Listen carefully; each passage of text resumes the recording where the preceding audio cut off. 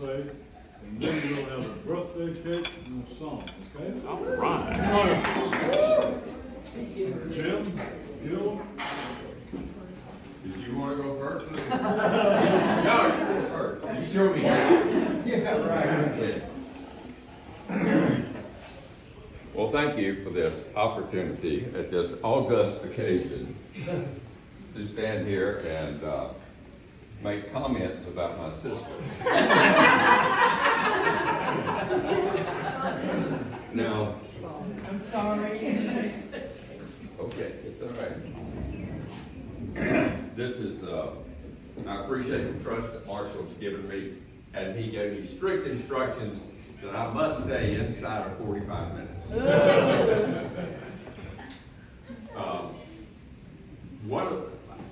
What I want to do is just sort of recall some of the stories and some of the events in our lives that that brought us all the way to this evening. I remember early on when our sister Julia, who we wish was here, she's no longer with us, but we wish that she was here with us tonight. But when she come right here so they can hear you better outside. Excuse me for interrupting. All right, I'm gonna turn on this one. Hi. Okay. Now, can y'all hear me back there? Very good. Okay. All right. I appreciate the opportunity to speak at this. My sister Julia, when she was an infant, our mother was probably going start running crackers and had to get out of the house. So she said, okay, Julia, all you got to do is feed her the bottle, and then she'll go to sleep, and everything will be fine, and I'll be back. I'm just going into town, and I'll be right back. Nothing can possibly go wrong.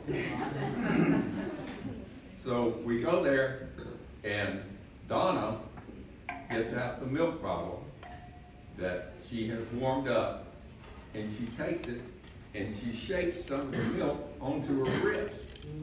And I said, why are you doing that? And she says, so I can tell what temperature the milk is.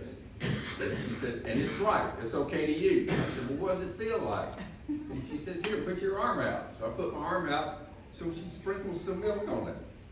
And I said, ew, that's gross. She said, no, it's milk, it's okay. And she sprinkled some more on it. And I said, I didn't want more on my arm.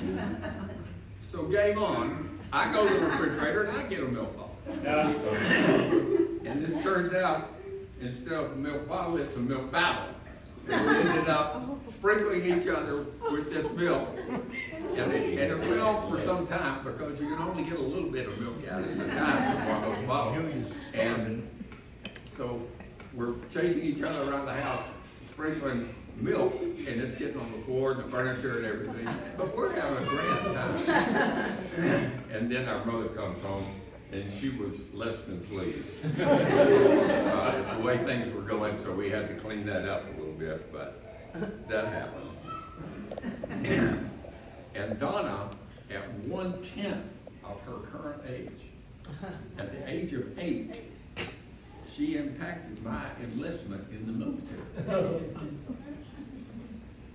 When my birthday was coming up, my 4th birthday, and Donna wanted to bake my birthday cake. She wanted to bake the cake. And so I said, okay, well, Jim's birthday's coming up. That's what we'll do. You can bake his birthday cake for him. Well, I guess she got eager, and she baked the cake earlier. Well, me being 4 years old, I couldn't just have a birthday cake sitting around the house uneaten. So we went ahead and cut the cake and ate it, blood candles and all that kind of stuff, okay? Then the next year it's like, well, okay, it's time, Jim's birthday's coming up, when's it happen? Well, yeah, I remember that happened because we did it on this day, and it was 2 days before this happened, and that sort of thing. And then the next year it happened, and the next year it happened. Well, go forward to 1968. And when I was doing my Navy enlistment, and I had to get my birth certificate out. So we looked around, we found it, I got my birth certificate. And imagine everyone's imagination or surprise when we saw that my birthday was on the 29th and not on the 27th. All these years we had done that. So it was like, I had gotten a job in the meantime, working at a hardware store in town. So I got a social security number. Social security had me down for the 27th. My driver's license had me for the 27th. All my school records for the 27th. So all that had to be changed. We had to go through all that. And it's her fault. Because she cooked the cake early. When at South Cobb High School, War Eagles, when we were in high school, and I was a freshman, and she was a senior, and so I was anathema. I mean, when we walked down the hall, do not look at me, Jim. Do not try to make eye contact, and do not speak or wave in any way. We do not know each other. So we had to go through, and it was rough enough because there I was, a freshman. She was a senior. She was an officer in the Beta Club. She was a cheerleader. She was the homecoming queen.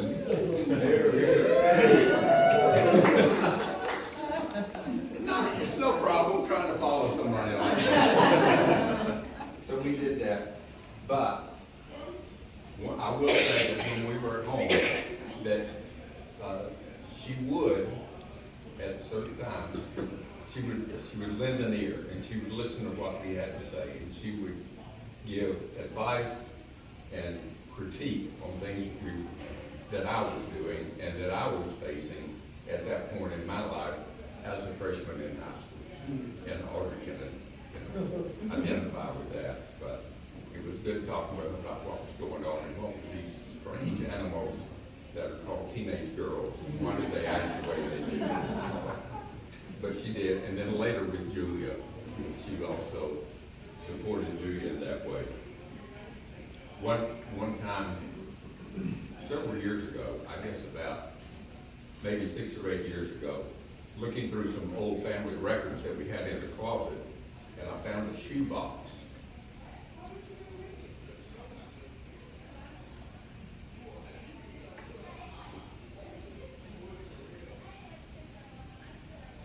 And I started reading.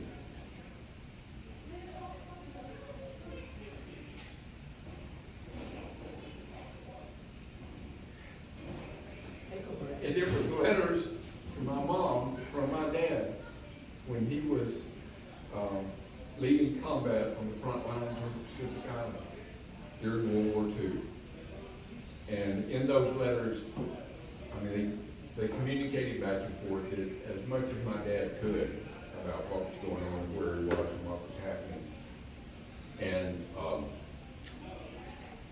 but he talked about he couldn't wait to get back to see his daughter, Donna, and how lovely she was.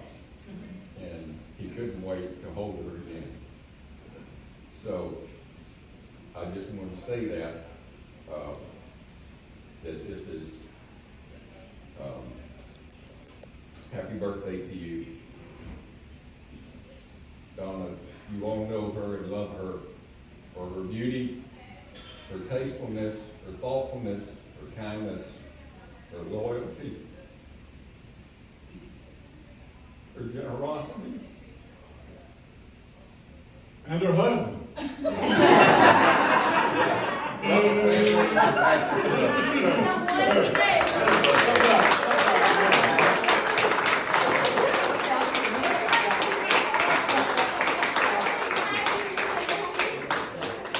Thank you.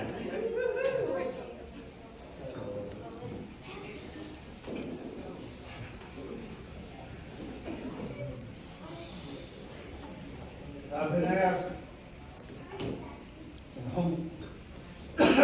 by my parents to say something about my mom, and that I have 5 minutes.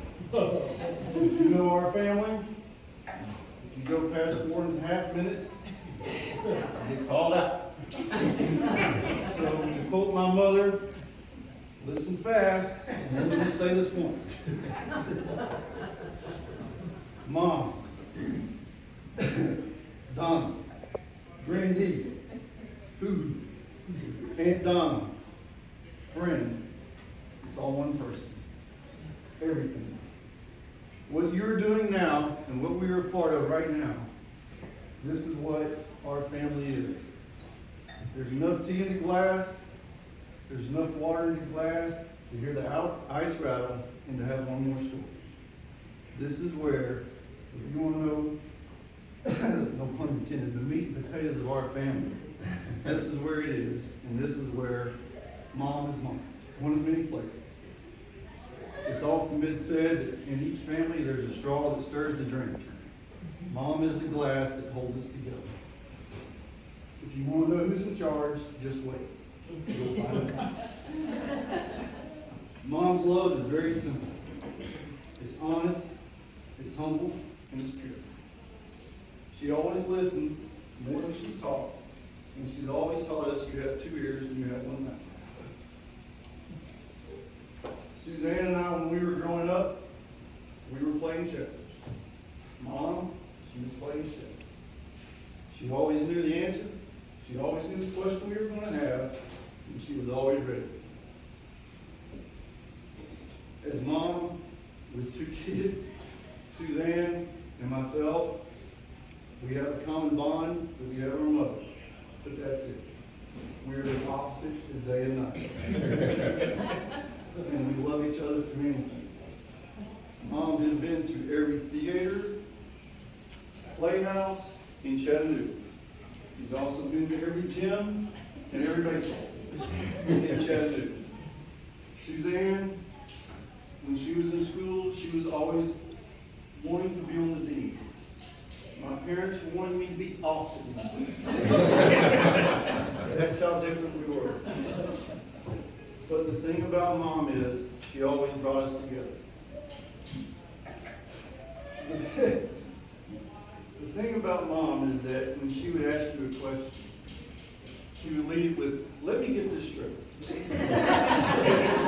Which was her way of saying, "I want you to say what you're doing out loud to make sure you know what it sounds like to me and see if it makes any sense to you." And before I was going to college to play basketball, she said, "Let me get this straight. In the past year, you've broken your hand, you've broken your nose twice, and you sprained your ankle playing basketball. And you want to play in college?" "Yeah, Mom." Right. That's all I wanted to hear. So, there's 2 stories that I have, and I got a minute and 48 seconds.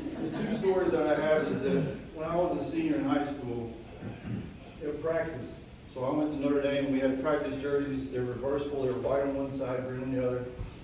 And at practice one day, my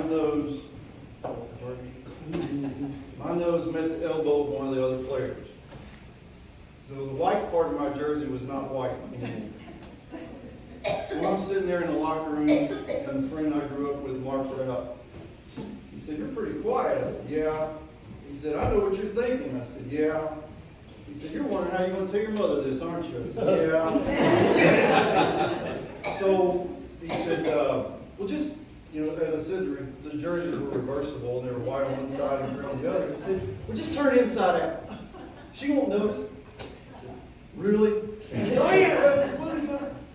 So I get home that night, and we're living in Dunsonham, split level house. The laundry room's downstairs, I'm upstairs, and on the main level, in the dining room, they think I'm doing homework. And so I put my gym bag in my room. Well, while I'm doing whatever I'm doing, Mom goes upstairs, gets my gym bag, comes downstairs, and about 30 seconds later, "Get him!" Ooh.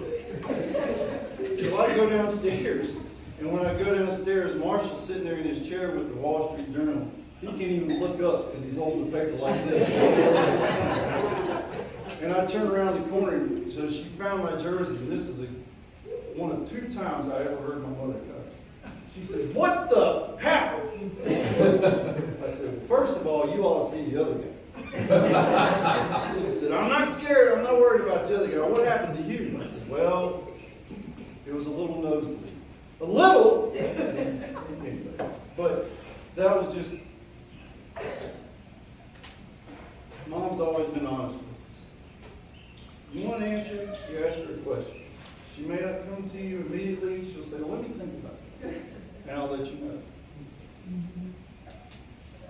I cannot think of a time when Mom has not been there for Suzanne as a parent. Mom, can you go pick up a kid? Joseph, Nicholas, Lucy, Lily, Colin. Can you go pick them up? Got it. Mom, I'll be there in 10 minutes. Don't worry. They're in the pool. They're fine. I'll put a bar of soap in there. They'll be great. So, I guess what we have to say is thank you. You've always been there. You've always with me. Thank you. And as we say in our family, love you. Love you good.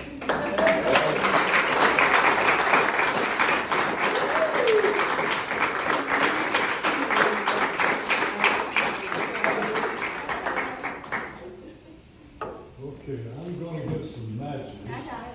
You got it?